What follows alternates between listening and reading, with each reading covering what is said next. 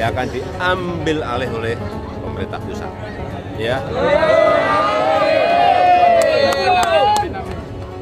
Tahun ini pemerintah pusat khusus untuk Lampung akan mengucurkan anggaran kurang lebih 800 miliar untuk 15 ruas jalan, termasuk ini.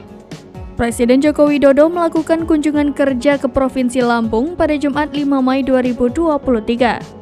Dalam kunjungan kerja itu, Presiden Jokowi mengatakan pemerintah pusat akan memplot anggaran 800 miliar rupiah untuk memperbaiki 15 ruas jalan yang rusak di Provinsi Lampung. Ruas jalan yang akan diperbaiki itu termasuk jalan rusak di Kabupaten Rumbia, Lampung Tengah yang sempat viral di media sosial itu. Jokowi mengatakan pembangunan jalan rusak di Lampung tersebut akan dimulai pada Juni 2023. Pernyataan Presiden tersebut disambut teriakan dan tepuk tangan warga yang berada di sekitar Presiden. Perbaikan jalan tersebut, kata Jokowi, baru bisa dilakukan pada bulan Juni karena harus melalui proses lelang terlebih dahulu. Ia telah memerintahkan Gubernur Lampung untuk memulai proses lelang. Presiden Jokowi mengatakan pembangunan jalan tidak semuanya menjadi tanggung jawab pemerintah pusat.